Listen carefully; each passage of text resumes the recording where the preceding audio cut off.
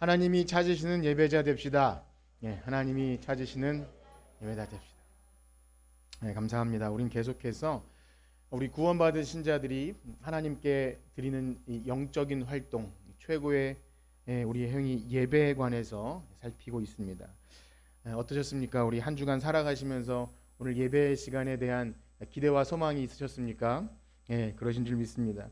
우린 누구나 교회 나와서 예배 드린다고 하고 그렇게 알고 있습니다. 그런데 과연 그 예배가 오늘 하나님께서 찾으시는 예배자가 드리는 참된 예배인지, 또 우리 예수 그리스도를 통해서 열어놓으신 그 새 언약의 시대, 새 시대에 하나님이 받으실 만한 참된 예배인지를 다시 한번 우리 살피고 있습니다. 우리 성도님들께서 우리가 교회에 오래 다니셨든 혹은 이제 나온 지 얼마 안 되셨든 이건 구분 없이 너무나 중요한 문제임을 아셔야 합니다. 왜냐하면 이 참된 예배 안에는요, 우리의 구원과 또 우리의 신앙 고백, 또 교회가 무엇인지, 또 구원 얻은 이 성도의 삶이 무엇인지가 아주 집약적으로 녹아 있는 것이 바로 예배입니다. 우리가 예배에 어떤 마음가짐을 가지고 임하고 드려지는지에 따라서 그 사람의 신앙이 이렇게 어떠한지가 또 드러납니다. 그러므로 이 아침에 우리가 예배에 관해서 이 한 가지 한 가지 매주 살피면서 우리의 신앙을 점검하시고 참 구원의 확신, 그리고 예배를 통해서 하나님의 사랑과 또 은혜를 깊이 경험하시는 여러분들 되시기를 주님의 이름으로 축복합니다.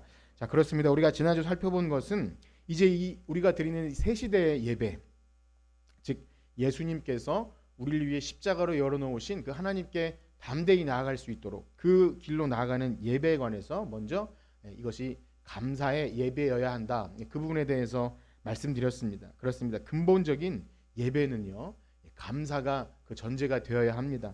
즉 우리가 구원을 얻기 위해서, 혹은 무슨 병이 낫기 위해서, 혹은 죄사함 받기 위해서 나오는 구약의 제사와 같지 않고요, 자격 없는 우리를 하나님이 예배자로 불러주셨음에 대해, 즉 구원해 주셨음에 대해서 그 구원과 감사가 우리의 예배의 그 핵심적인 가치임을 꼭 기억하셔야 됩니다. 그러하게 우리가 예배에 나올 때마다 나는 이 구원받은 자인가, 그래서 그 구원의 감사와 감격으로 나오는지를 늘 항상 살피시는 것, 그것이 바로 이 참된 예배자인 줄 믿습니다. 자, 그런가 하면 오늘은요, 이 새 시대의 예배에 있어서 우리가 또 오늘 계속해서 나누는 이 요한복음 4장 그 안에 있는 이 영과 진리로 드려지는 예배, 그 수가성 여인과 예수님 대화 속에서 계속 또 살펴볼 것이 있는데요. 우리 다시 한번 본문을 읽도록 하겠습니다. 요한복음 4장 23절에서 24절입니다. 우리 다 같이 한번 읽도록 하겠습니다. 시작. 아버지께 참되게 예배하는 자들은 영과 진리로 예배할 때가 오나니 곧 이때라. 아버지께서는 자기에게 이렇게 예배하는 자들을 찾으. 하나님은 영이시니 예배하는 자가 진리로 아멘. 그렇습니다. 이 예수님이 말씀하신 참되게 예배하는 자, 즉 영과 진리로 예배할 그때가 온다는 것, 우리가 이 말씀 굉장히 익숙하게 들었죠. 그래서 지금 개혁 개정 성경인데요. 한 우리 십수년 전에 개혁 한글 성경, 아직도 그것을 쓰는 또 교회도 있고 분들도 있는데 거기에는 신령과 진정으로 그렇게 기록되었죠. 그래서 그것이 우리에게 더 또 익숙할 수 있습니다. 그런데 이렇게 개혁 개정에는 또 영과 진리로 이렇게 새롭게 번역되었죠. 사실 그것이 더 맞는지 안 맞는지는 여러 가지 측면에서 보아야 하겠지만, 어찌되었든 예전에는요, 그 신령과 진정으로 할 때 그 비치는, 우리에게 느껴지는 그 뉘앙스가 예배자의 어떤 자세, 그래서 좀 홀리하고 경건하게 마음가짐을 바로하고 그렇게 하는 것에 조금 초점이 많이 맞춰졌다면, 이 영과 진리로 한다면 또 약간 성령님 그리고 진리의 말씀, 그렇게 약간 성령님과 관련된 그렇게 됩니다. 그러나 예배의 자세는 너무나 중요한 것이죠. 그 해석에 대해 오늘 함께 들을 텐데, 신령과 진정으로 한다고 혹은 영과 진리로 하든지 이 외형적인 어떤 것이 아니라 하나님께 드려지는 예배, 오늘 말씀해 보면 그 때에 관한 것입니다. 그래서 이 사마리아 여인도요, 예수님께 대해 궁금한 것이 여기서 예배 드려야 합니까? 아니면 예루살렘에서 드려야 합니까? 그것에 관한 이 물음이고요. 그런 것은 교회 역사 속에서 이 구약이나 신약이나 할 것 없이 사람들의 이 초점과 관심이 되었습니다. 오늘날 우리가 흔히 말하는 전통적인 예배 방식, 여러분들이 앉아서 우리가 드리는 것은 그래도 좀 개혁주의 전통에 가까운 예배 방식이고요. 오늘날 또 다양하게 열린 예배가 있고 조금 더 전통이라고 한다면 어떻게 보면 카톨릭의 미사 뭐 그렇게 보일 수도 있습니다. 어쨌든 외형적인 형식은 각자 다양합니다. 과거에는 예배 순서나 성직자의 예복이나 혹은 성가대의 어떤 가운 길이나 혹은 찬송의 곡조나 다양한 것들이 굉장히 심각한 문제로 여겨져서 충돌이 일어나기도 했고요. 이 종교개혁 시대에는요, 성직자 예복에 관련돼서 로마 카톨릭이 아예 굉장히 핍박을 해가지고 죽임을 당하는 경우까지 있습니다. 그 가운, 목사 가운 그런 것과 관련해서 오늘날 교회 안에서도 장로교 또 회중교회, 루터파 등등 우리가 잘 알지 못하지만 이 개신교 안에 굉장히 많은 종파들이 여전히 있고 다양한 형식으로 예배합니다. 특별히 오늘날에는 이 오순절 교회를 중심으로 최근에 굉장히 붐이 일었던 열린 예배라 그래서 새로 교회에 들어오는 젊은 청년의 눈높이에 맞추고 또 이제 좀 교회의 문턱을 낮춘다고 할까요? 그래서 쉽게 접근할 수 있도록 열린 예배가 또 드려져서 사람들로 하여금 잘 접근할 수 있도록 그렇게 또 시도도 합니다. 참 좋은 시도라고 생각이 됩니다. 근데 사실 오늘날 문화 그런 것들이 우리 교회도 많이 이렇게 적응하고 흡수하는데요. 우리가 지금 우리 이렇게 주일 낮 예배는 조금 뭐랄까 좀 경직되죠. 그렇죠? 조금 우리가 엄숙한 것 같고, 근데 오후 예배는 좀 또 찬양 예배라는 이름을 붙여서 좀 자유롭게 찬양하고 박수도 치고 이렇게 각장 다양한 악기와 그래서 뭔가 다른 느낌을 주고 그래서 예전에 청년 예배를 오후 예배로 드리기도 하고 그랬습니다. 자, 그러나 여전히 각자 다른 주장을 하시는 분들은 이 전통적인 예배가 진짜 예배고 열린 예배는 좀 그렇다 그렇게 주장하고요. 또 반대로 또 열린 예배나 이렇게 또 자유롭게 드리는 것을 주장하는 분들은 이 전통 예배를 고집하는 분들은 굉장히 고집스럽고 또 형식적이고 율법주의적이다 그렇게까지 얘기하기도 합니다. 자, 어쨌든 그런데 예수님이 영과 진리로 예배한다는 것 무엇일까요? 어떤 이런 외형적인 형식과 관련된 것이겠습니까? 그것이 아니라 내적이고 영적인 측면입니다. 그러나 이것은 예를 들면 그래도 형식을 좀 잘 갖춰야 그런 내적이고 영적인 것이 잘 담아지지 않겠느냐 이러한 주장을 가지고 그래도 형식을 잘 갖춰야 된다 이렇게 주장하기도 하죠. 그런데 그건 또 순서가 전혀 바뀐 것입니다. 형식을 잘 갖춘다 해도 지금 우리가 오늘 나누게 될 이 영과 진리의 예배가 무엇인지 모르면 결코 담아낼 수가 없습니다. 인간의 노력과 어떤 절차와 이런 것으로 담아내는 것이 아닌 것이죠. 그렇게 오늘은 영과 진리로 예배한다. 오늘 이것에 대해서 좀 자세하게 살피도록 할 텐데요. 혹 여러분들이 좀 혹시나 졸리시거나 오늘은 예배당이 그렇게 춥지 않으시죠?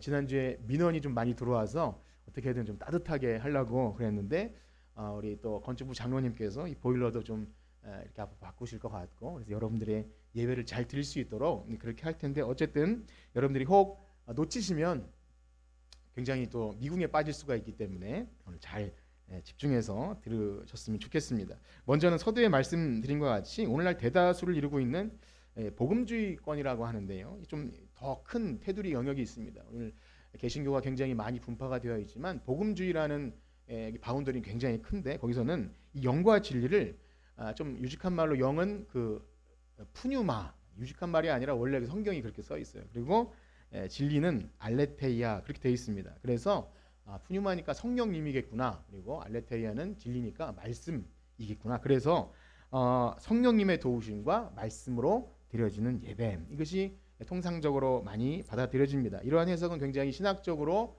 건전하고요. 또 충분히 그렇게 될 수 있고 우리는 역시 말씀을 많이 듣죠. 그리고 성령의 인도하심을 따라 예배합니다. 그것은 우리가 참 누구나 들어도 이해가 쉽습니다.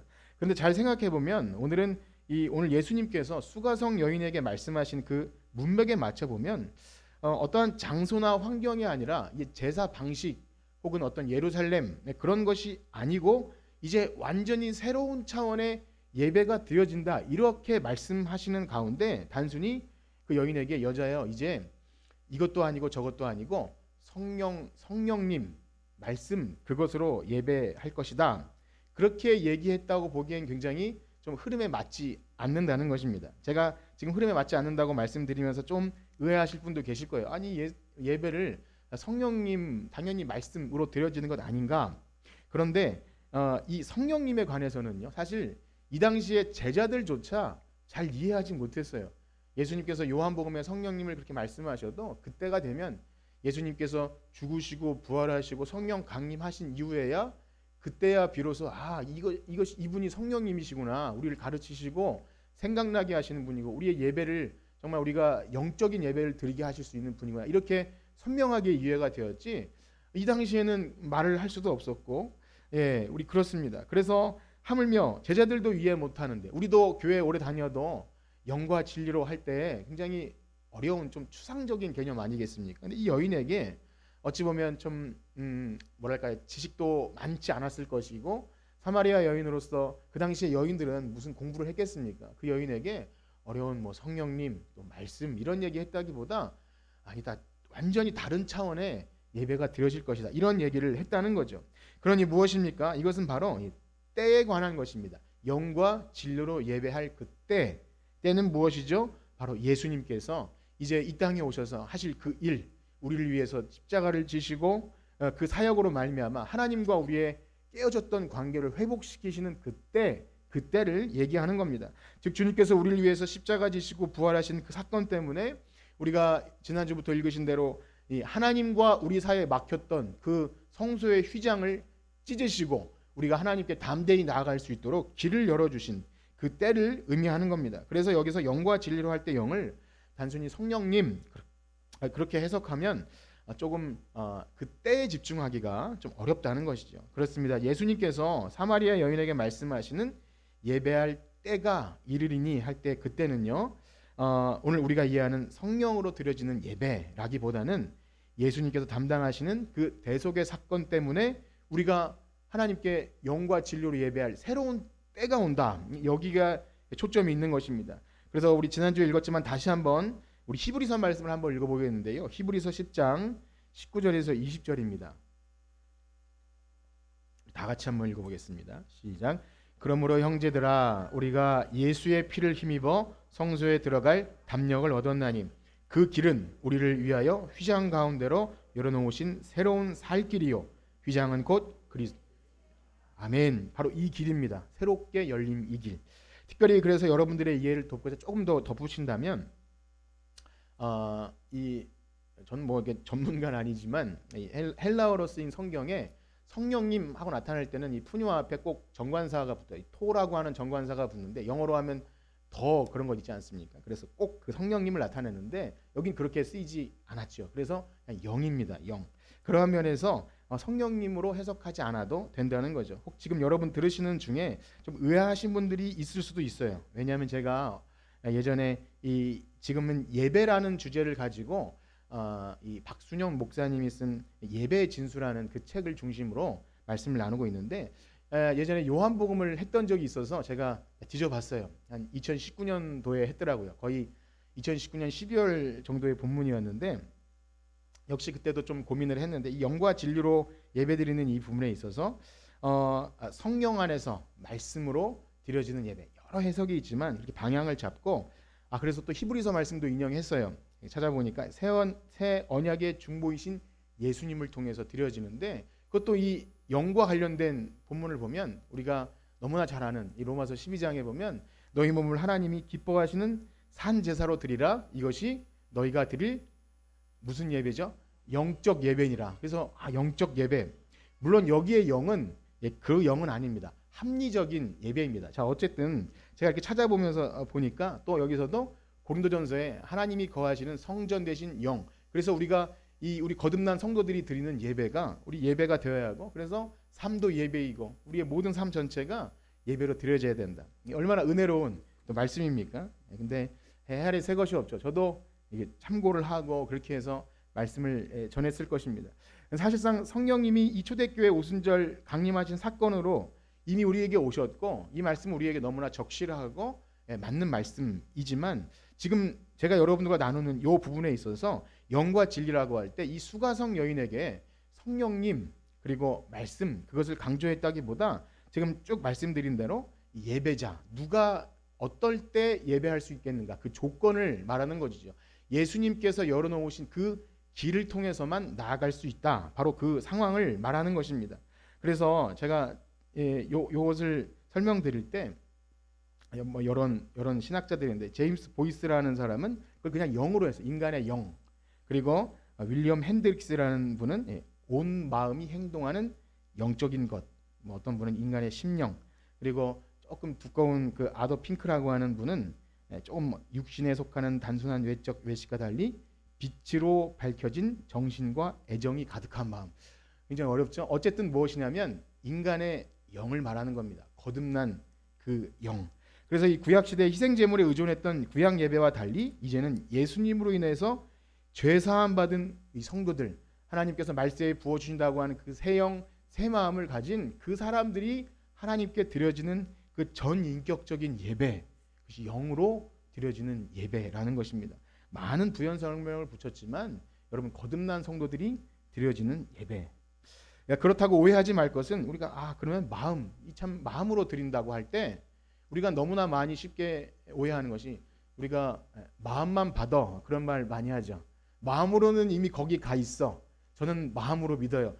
어떤 사람 전도할 때 저는 예수님 마음으로 믿어요, 그런 의미가 아니라는 거예요. 그저 육신과 상관없이, 형식과 상관없이 저는 뭉뚱그려서 마음으로 믿습니다, 그런 의미가 아니죠. 여기에서 이것은요, 정말 단순히 마음이 아니라 하나님 앞에 이 예수 그리스도를 통해서 우리에게 주신 그 새롭게 된 그 영, 그것을 의미하는 것입니다. 과거에도, 구약 시대에도 마음을 다해 제사하라고 그렇게 하나님 말씀하셨어요. 우리 마음을 다해 제사합니다. 그런데 그런 인간의 열심과 정성을 다한 마음이 아니라 새롭게 부어주신 영, 바로 그 상태에서 그 길을 믿고 나아가는 것.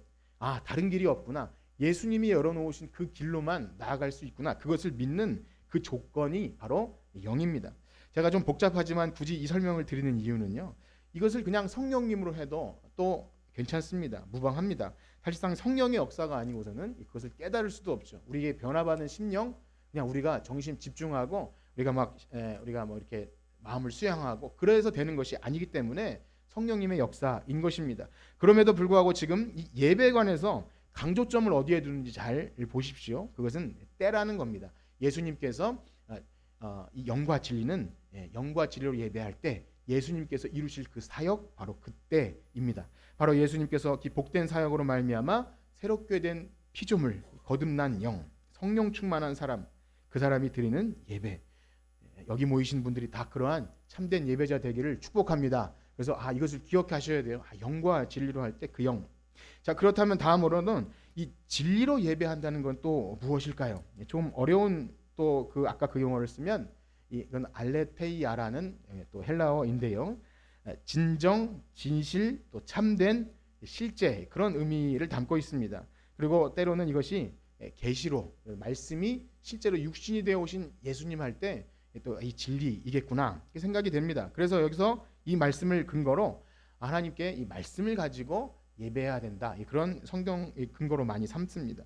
그렇지만 오늘 아까 전에 영을 설명드린 것과 같이 영과 진리는 따로 두 개념을 얘기하는 게 아니라 하나의 이 앞에 이 서로 연결지었어요. 하나의 전치사로 묶여서 영과 진리가 다른 것을 설명하는 게 아니라 바로 예배를 설명할 때 같은 개념이라는 겁니다. 그래서 서로 보완하는데요. 이제까지 반복적으로 설명드림처럼 이 새 시대의 예배가 어떠한 것인지를 영과 진리로 설명하는 것입니다. 그래서 이것은요, 과거의 희생 제물이나 어떤 제사장이나 어떤 중간에 매개물이 아니라 예수님 때문에 우리의 관계가 완전히 회복되어서 하나님과 교통할 수 있는 그 상태를 말하는 겁니다. 그것이 바로 진리이고 또 진정입니다. 어찌 보면 그래서 진정이라고 하는 것이 더 낫지 않을까, 그렇게 생각이 됩니다. 그래서 회복된 사람만 예배드릴 수 있는 거죠. 하나님이 누구신지 알고 완전히 그 깨어졌던 관계가 회복된 사람, 진짜 하나님을 만나라고 하는 것이 그거예요. 하나님을 만나고 하나님을 경험하는 것, 사귐이 있는 예배. 우리가 뭐 재밌게 뭐 즐겁게 해서 사귄다는 것이 아니라 예수님으로 하나님과 우리가 막혔던 관계가 완전히 연합된 그 예배를 말하는 것입니다. 만약에 그것이 없으면 수박 겉핥기식이나 혹은 또 이사야 말씀처럼 성전 마당만 밟을 뿐이다. 이게 그렇게 될 수밖에 없는 것입니다. 진짜 살아계신 하나님을 만나는 그때, 이때에 관해서 우리가 알지 못하고 예수님이 열어놓으신, 이 죽음으로 열어놓으신 그 길로 나가는 것을 알지 못할 때 우리가 아무리 정신 집중을 하고 정말 졸지도 않고 깨어 있어서 해도 그것이 되는 것이 아니라는 겁니다. 그래서 어찌 보면 이 알레테이아를 전에 우리가 개역 한글에서 진정으로 하는 것이 더 나을 수도 있습니다. 물론 오해의 소지가 있어서 그렇게 번역을 바꾼 듯합니다. 왜냐하면 진정으로 할 때, 여러분 진정으로 예배 드리시죠. 진정하면은 제가 이 사전적 의미가 뭔가 찾아보니까 가라앉혀 조용한 상태가 진정입니다. 그래서 무슨 이야기 있죠? 진정제.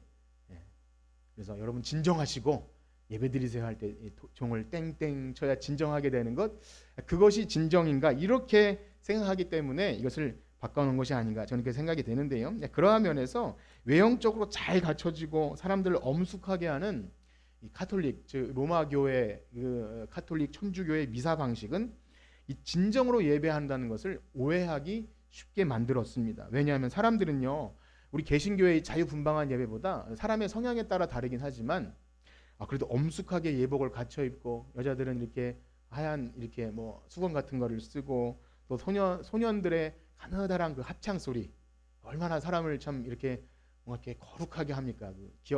우리가 뭐 영화 보면 나오죠. 소년들이 합창을 해요. 그래서 그 중세교회는 그 소리를 유지하기 위해서 거세를 해서 그 목소리를 유지하기도 했는데, 어쨌든 그런 성가대 음성과 수연한 분위기와 그것이 진정한 예배로 여겨지게 만든 거죠. 그리고 가톨릭 미사에는 하나님을 직접 만날 수 없어서 사제가 중간 매개자가 되고, 또 기도도 직접 하는 것보다 성모 마리아를 그 매개자로 해서 기도해야 훨씬 진정으로 하는 것처럼 그렇게 여겨지는 것, 그래서 오해의 요소가 굉장히 많다는 것입니다. 자, 인위적으로 아무리 이 분위기를 만들어내도요, 지금 말씀드린 이 산에서 예배할까요, 저기서 예배할까요, 같은 의미입니다. 이런 방식일까요, 저런 방식일까요? 우리가 좀 엄숙하게 드립시다. 이렇게 좀 방방 뜨지 말고 엄숙하게 드립시다. 그래야 하나님 받으실 것 같아요. 그것도 뭐 틀린 말, 뭐 맞는 말 이 차원이 아니라, 지금 이 영과 진리라는 것은 어떤 형식, 보여지는 어떤 환경, 그것이 아니라는 것입니다. 그렇게 외형으로 진정을 만들어낼 수도 없고요. 만들려고 할 때 어떤 일이 벌어집니까? 지금 계속해서 반복하고 있는 예수님께서 육체를 찢어서 열어놓으신 그 길에 대한 그것이 희석이 돼요. 그것이 자꾸 이렇게 인간의 열심과 노력으로 자꾸 이렇게 희석됩니다. 복음이 희석되는 거죠. 예수님이 말씀하신 그 참되게 예배할 때라는 그 가치를 잃어버리게 합니다. 자, 그렇습니다. 어떻습니까, 여러분? 이 영과 진리로 예배한다는 것, 이제 혹시 누가 물어보시면 조금 이렇게 대답하실 수 있으실까요? 어떠십니까? 그냥 예수 그리스도로 말미암아 죄 사함 받은 자가 자신의 전 인격이 하나님을 향하여 전심으로 또 진실하게 하나님을 경외하는 것. 예수 그리스도로 말미암아 죄 사함 받은 자가 자신의 전 인격이 하나님을 향하여 전심으로 또 진실하게 경외하는 것. 오늘 말씀을 들으시고 오늘 목사님이 뭐라고 그러는 거야? 이렇게 물어보시면 나는 뭐 푸뉴마인지 알레테아인지 잘 모르겠고 예배 시간 일찍 와서 좀 졸지 말고 그리고 자세 바르게 하고 예배 드려야 돼. 이렇게 그냥 하시겠습니까? 여러분 조금 이렇게 영과 진리에 대해서 좀 생각하시고 나누시고 그러셨으면 좋겠습니다. 자, 그렇습니다. 이제 우리는 더 이상 예배할 때 희미하게 드릴 이유가 없어요. 희미함을 없애기 위해서 어떤 구약의 매개물 같은 어떤 중간의 장치가 필요 없는 거죠. 예수 그리스도께서 우리에게 비춰주신 그 진리의 빛 안에서 너무나 구체적이고 확실하게 우리는 예배자가 될 수 있는 줄 믿습니다. 그것이 바로 영과 진리로 참되게 예배하는 것입니다. 아무리 외형적으로 잘 갖춰지고 또 마음을 사로잡는 어떤 것이 있다 할지라도 오늘 예수님 말씀하신 그 영과 진리에 관해서 알지 못하면, 관심이 없다면 우리는 참된 예배에 대한 소망함이나 경험할 수 없습니다. 자, 그렇다면 이제 이 말씀을 가지고 우리가 그 영과 진리로 예배한다고 할 때 잊지 말아야 될, 놓치지 말아야 될 한 몇 가지를 말씀드리고자 하는데요. 첫째는요, 예배하는 자는요, 지금 이 예수님께서 말씀하신 그때 이 조건, 우리가 예배할 수 있는 이 조건이 무엇이구나, 이것을 지식적으로도 확실히 아셔야 됩니다. 나의 조건과 위치. 자, 교회 처음 나오셨든 아니면 교회 오래 다니셨든 이 사실을 모르거나 아니면 좀 희미하게 여기시거나 아니면 주보에 이렇게 우리가 주보에 보시면 영과 진리로 이렇게 적혀 있어요. 그렇거나 말거나 나는 그냥 참석하는데 의미를 두겠어요 라고 한다면 안 되는 겁니다. 이제 이것을 아셔야 되는 거예요. 아, 예배할 때는 다른 게 아니구나. 아우, 성가대 너무 잘하고 목사님 말씀 잘 전하고 그것도 굉장히 귀하죠. 어떤 분이 그렇게 말씀해 주시면 너무 감사합니다. 그리고 오늘 누가 왔으며 이건 너무 귀한데 내가 지금 하나님 앞에 영과 진리로 예배한다는 것이 어떤 것인지 아셔야 됩니다. 그것을 모르면 다른 어떤 종교에서도 드리는 어떤 편안한 마음이 편안해지고 우리 어떻게 좀 그래도 좀 위로가 되는 그런 것이 아닌 거죠. 바라기는요, 우리 진리의 성령님께서 여러분들의 눈과 마음을 밝히셔서 이 진리의 말씀을 밝히 알아듣고 깨닫는 은혜가 있으시길 축복합니다. 자, 두 번째로 그것을 이제 지식적으로 아는데 그치는 것이 아니라 우리 삶에 잘 적용되는지를 확인하셔야 됩니다. 바로 이 비참한 우리, 하나님께 도저히 나올 수 없는 우리가 하나님께 나올 수 있도록 길을 열어주신 그것을 생각할 때, 그 사실을 생각하고 오늘 아침에도 여러분들 교회로 발걸음을 옮기실 때 그 생각을 하셨습니까? 그래서 기쁘고 감격해서 나를 예배자로 불러주셨구나. 짐이 아니라 주일이 또 돌아왔네. 이게 아니라 아유, 벌써 이 하나님 만날 시간이 되었구나. 이렇게 해서 그것이 여러분들 즐겁게 하시나요? 그것을 여러분들 마음속에 생각해 보십시오. 제가 오늘 여러분들에게 좀 서두에 조금 어렵게 설명 들었을 수도 있습니다. 저는 사실 그렇게 공부를 잘하는 사람이 아닙니다. 많은 신학자들과 또 주석가들이 해놓은 것들을 잘 이렇게 빌려서 이렇게 사용하는 사람이죠. 그러나 그렇게 여러분 지식적으로 알고 원어를 잘 분석하고 또 역사적인 배경과 심오한 지식을 깨달아도 만약에 그것이 예수님 이 말씀이 나에게 복음이 되지 않는다면, 내가 이것을 듣고 막 정말 마음에 너무나 감동이 돼서 내가 예배자이구나, 이 지금이 영과 진리로 예배할 때이구나, 내가 하나님께 나올 수 있는 길이 열렸구나, 그것을 내가 깨닫지 못하면 수많은 지식이 무슨 소용이 있겠습니까? 실제로 그런 분들이 있어요. 참 유명한 신학자이고 목사님 중에 그냥 지식적으로만 다루고 그냥 뭐 예배에 관해서 그런 거 별로 신경 쓰지 않는 분도 있는 것 같아요. 그렇습니다. 오늘 예수님께서 여러 가지 이 삶의 무게와 종교적인 무게로 눌려있던 이 사마리아 여인에게 여자야, 참되게 예배할 때가 온다. 이 산에서도 말고 저 산에서도 말고 내가 그 길을 열어주겠다. 나를 통해서 예배할 수 있다. 이 기쁨과 자유 때문에 그것을 깨달을 때 그 여인이 동네로 들어가서 물동이를 버려두고 내가 메시아를 만났다. 이 기쁨과 감격, 여러분 그것이 여러분들 안에 있기를 축복합니다. 만약 그것이 없다면 우리가 지금 계속 얘기하고 있는 우리 영과 진리, 전인격적으로 예수님을 통해 드리는 이 예배가 무엇인지 도저히 알 수 없어요. 내가 좀 예배를 잘 드려보자. 어떻게든 좀 예배의 성공자가 되어야 한다는데 내가 예배를 잘 드려서 좀 뭔가 좀 그래도 풍성한 삶을 살아보자. 이거 내가 애쓴다고 되는 문제가 아니라는 것입니다. 그리고 그것이 반복될 때 예배당에 나왔지만 예배가 언제 끝날까? 오늘은 목사님이 왜 이렇게 설교가 길까 하면서 시계도 가끔씩 쳐다보고 잠을 청하게도 되고 주보나 스마트폰이나 이렇게 뒤적거리면서 몸은 여기 와 있지만 집에 두고 온 어떤 근심거리에 마음이 가 있어서 속히 예배가 끝나자마자 불이 나게 갈 수밖에 없는 것이지 않겠습니까? 오늘 바쁜 일이 있는 분들에게 오해가 될 만한 그런 일이겠지만 사실상 하나님을 경외함, 내가 하나님을 만남, 그리고 그분으로 인해 누려지는 영생의 소망, 그것이 있는 예배인지 여러분 날마다 우리에게 확인하기를 축복합니다. 바라기는 여러분들 가운데 그렇게 영적으로 어두운 가운데 있는 분들이 없기를 축복합니다. 그것이 참으로 목사로서 바라는 유일한 소망이지요. 참된 예배자가 세워지는 것, 진정한 예배자. 그건 제 소원이 아니고 사실 하나님이 찾으시는 거예요. 하나님이 오늘도 굽어 살피시면서 나를 그 예수 그리스도를 통해서 나오는 자가 누구인지를 지금도 찾으시는 것을 믿으시길 축복합니다. 자, 마지막으로 영과 진리로 예배하기 위한 세 번째 조건은요, 우리 안에 꿈틀대는 형식과 위선, 이 모습들을 자꾸만 몰아내셔야 됩니다. 그래서 이사야 29장 13절에 보면 하나님께서 이스라엘 백성을 향하여 이 백성이 입술로는 나를 공경하나 마음은 내게서 멀리. 한번 읽어보겠습니다. 이사야 29장 13절 다 같이 시작. 주께서 이르시되 입술로는 나를 공경하나 그들의 마음은 내게서 멀리 떠났나니 그들이 나를 경외함은 그렇습니다. 오늘날 교회를 떠나가는 사람들이 많다고 하죠. 일명 가나안 성도라고 합니다. 거꾸로 하면 안 나가. 그래서 가나안. 그런데 더 큰 문제는요. 남아있는 사람은 그러면 알곡인가? 그 문제를 우리는 물어야 합니다.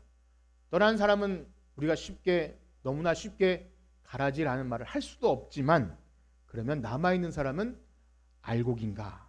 의문을 던집니다. 안타깝게도 교회에 남아서 예배에 출석하지만 과연 예수 그리스도로 인한 우리가 열어주신 생명의 길, 복음의 감격을 가지고 기쁨으로 예배함이 있지 않다면 남아 있어도 떠나도 그것이 어찌 예배자이겠습니까? 우리 신앙의 선배들인 이 개혁자들, 종교 개혁을 한 이유가 무엇입니까? 바로 이 중세 로마 카톨릭의 이 예배는요, 이 구약의 실패한 예배처럼 예배를 짐으로 여기고 때로는 형식과 율법으로 여기면서도 혹 내가 미사에 참석하지 못하면 지옥 갈까봐, 그것이 두려워서 구원받지 못할까봐 조금이라도 천국에 가까워지기 위해서 그 신부님들이 시키는 대로 해야지, 졸더라도 예배당 가서 앉아 있어야지, 그것으로 소파일의 연등에 이름 걸어두시 그렇게 했던 것이 이 중세교회 예배였기 때문에 종교개혁자들은 목숨을 걸고 이 성도들이 하나님을 만날 수 있도록 예배를 개혁한 것입니다. 이것은 뭐 어디다 기득권의 반기를 들고 이것을 목적에 한 것이 아니라 예배 시간을 통해서 하나님 만나지 못하는 그 참 너무나 불쌍한 영혼들 때문에 목숨을 걸고 개혁을 한 것이고, 구원의 감사와 기쁨을, 말씀을 읽고 성령의 충만함을 체험하는, 이것은 너무나 귀중한 일이죠. 그럼에도 불구하고 오랜 시간이 흐르면 우리 인간의 이 종교성은 역사가 반복된다 그러죠. 우리 다니엘서를 읽으면 느부갓네살 왕이 그렇게 조서를 내려서 이 진짜 하나님이다 이렇게 했는데도 벨사살 왕은 그 말을 듣지 않고 막 그 성전 기명을 가지고 술퍼 마시고 그러다가 그날 밤에 죽임을 당했어요. 메네 데겔 우바르신. 얼마나 두려운 말씀입니까? 역사가 증명해줘도 우리는 그것을 몰라요. 또 시간이 지나면 건물과 형식과 사람의 기득권과 전통과 이런 것, 외형적인 것들로 또다시 예수님이 열어놓으신 그 장막에 또 다른 휘장을 쳐놓고 들어가지도 못하고 나가지도 못하는 그러한 불쌍한 일이 되죠. 반대로 그런 형식과 절차가 복잡하니까 그런 것, 외형적인 거 싫다고 하는 사람조차도요, 자유롭게 예배 드리는 사람조차도 예배의 중심에 하나님이 아니라 자기가 주인 될 때가 너무나 많습니다. 그래서 우리는 예배로 와서 내 만족과 유익과 난 영혼의 치유를 얻어요. 그것이 굉장히 홀리하고 거룩한 것 같지만 여전히 자기 중심에 맞춰져 있는 거예요. 하나님의 그 거룩하신 하나님 앞에 영으로 나가는 것이 아니라 내 영이 맑아지고 혹은 내가 영혼의 치유함을 얻고, 그것도 괜찮습니다. 그것도 예배를 통해 얻어지는 귀한 유익이지만 그것이 최종적인 목표가 됐을 때 결국 자기 만족을 위한, 내 삶이 조금 더, 내 미래가 조금 더 윤택해지는 것, 그것은 예배의 목적이 아닌 것입니다. 결국 이 모든 것은요, 예수님께서 말씀하신 영과 진리로 예배하는 것과 너무나 거리가 먼 자기를 위한 예배, 수단이 되는 예배, 이방신에게 예배하는 것과 다름없는 그러한 예배입니다. 여러분 어떻습니까? 제가 말씀을 통해서 이러한 좀 부정적인 얘기를 드리면 참 두려운 것이요, 저 자신이나 또 이런 생각이 들 수밖에 없어요. 그러면 우리는 이것도 아니라고 하고 저것도 아니라고 하면 도대체 우리는 뭘 어떻게 하라는 말입니까? 더 무서운 물음은 뭐죠? 그러면 너는 지금 잘하고 있느냐라는 거죠. 그래서 우리는 위축됩니다. 우리가 뭔가 좀 잘하려고 해도 그런 질문이 두려워서 위축되고요, 메시지도 좀 뭔가 위축될 수밖에 없습니다. 우리 자신도 우리를 둘러싸고 있는 문제들 앞에서 쉽게 말을 꺼내지 못하는 것이 긁어부스름이 될까봐, 잘하고 있는데 괜히 내가 잘난 사람 될까봐 두렵습니다. 맞습니다. 그것도 맞지만 우리는 반드시 기억해야 합니다. 우리 예수 그리스도로 말미암아 이 구속함을 받은 성도들의 예배, 이 예수님께서 말씀하신 대로 영과 진리로 드려지는 예배를 모른다면 우리는 날마다 성전 문을, 그냥 마당을 밟을 수밖에 없습니다. 그러므로 온전히 예수 그리스도께 사로잡혀서 전인격적으로 온 마음을 다해 진실함으로 하나님께 예배 드려야 함 잊지 않으시길 축복합니다. 우린 그러한 예수 그리스도께서 열어놓으신 이 길 외에는 하나님을 결코 만나 뵐 수도 없고요, 정말 영광스러운 그 복된 예배 경험할 수 없습니다. 그러나 사랑하는 성도 여러분, 이 영과 진리로 예배한다는 것, 오늘 강조해서 말씀드렸지만 이것은 결코 억지스럽게 노력하라는 그러한 말씀은 아님을 또 기억해야 하셔야 됩니다. 왜냐하면 오늘 예수님께서 이 참되게 예배할 때가 온다 그렇게 하신 것은요, 영과 진리로 예배할 때가 온다, 이것은 사실 우리의 의지와 노력이 아니라 하나님이 그 택하신 자들로 하여금 그렇게 해 주실 때가 온다는 거예요. 우리는 그것을 믿고 나갑니다. 그것은 바로 예수님께서 우리를 위해서 행하신 그 일 때문에 이제 예수님 말씀하신처럼 내가 하나님과 아버지 하나님과 하나 되고 너희가 내 안에 내가 너희 안에 그렇게 온전히 하나 될 그때, 그래서 우리가 온전히 연합하고 하나님과 완전히 깨어진 관계가 회복될 그때를 믿음으로 영접할 그때 영광스러운 기쁨의 잔치 자리가 이 예배 자리가 된다고 하시는 겁니다. 그래서 우리 예배 자리는요, 장차 하나님 나라에 갔을 때 그 영광스러운 이 천사들의 예배처럼, 이 흰옷 입은 성도들의 예배처럼 그것을 잠시 기쁨으로 맛보는 자리가 되어야 할 줄 믿습니다. 여러분 그러하신가요? 여러분 그 일이 있기를 축복합니다. 그래서 저는 그런 말씀 드렸어요. 이 예배가 혹 지루하다면 천국은 영원토록 지루한 곳이에요. 예. 그래서 기쁘려고 노력하는지 모르지만 그게 아니라 인위적인 기쁨이 아니라 하나님을 만나 배우는 자리, 우리의 영이 깨어서 하나님을 만나 뵈는 것을 깨닫지 못하면 천국은 영원한 지루함이라는 것을 아주 비극적으로 깨달으시고 그걸 아셔야 합니다. 그래서 이 세상 힘든 삶을 살아가면서 내가 여기서 영혼의 쉼과 만족을 누리는구나, 주님과 영원히 함께하는 것이 그것이겠구나, 그것을 얻는 자리가 되기를 축복합니다. 그러므로 사랑하는 성도 여러분, 혹시 여러분 안에 이 하나님을 향한 영과 진리의 예배에 관한 이 소망함이나 또 이러한 것들, 여러분 하나님과의 인격적인 관계, 이러한 것이 있는지 없는지를 늘 확인하셔야 됩니다. 만약 이런 것이 없다면 여러분 이것을 꼭 목숨을 걸고 확인하셔야, 나는 하나님을 아는 사람인가, 하나님과 인격적인 관계가 맺어진 사람인가. 그렇지 않다면 우리의 열심과 노력은 상관이 없는 것입니다. 과연 내가 하나님께 나올 때, 예배 자리에 나올 때 그 영광스러움과 복됨을 사모하는 것인가, 이 거듭난 심령인 것인가.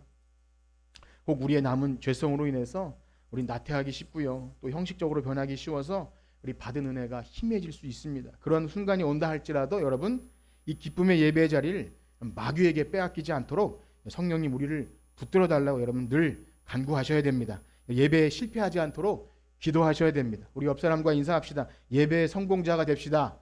예배. 네, 감사합니다. 우리 바라기는요, 여기 모이신 귀한 성도님들 한 분 한 분이 그렇게 예수님께서 말씀하신 영과 진리의 예배가 무엇인지 알고 사모하는 마음 가지고 늘 항상 이 예배를 향해서 예배 가운데 풍성함을 누리시고 성도의 교제와 이 하나님과 늘 교통하는 그런 은혜가 있기를 주님의 이름으로 축복합니다. 아멘. 기도하겠습니다. 하나님 감사합니다. 우린 너무나 사랑하셔서 하나님의 독생자 예수 그리스도를 통하여 우리가 하나님께 나아갈 수 있는 생명의 길을 열어주신 은혜를 진심으로 감사합니다.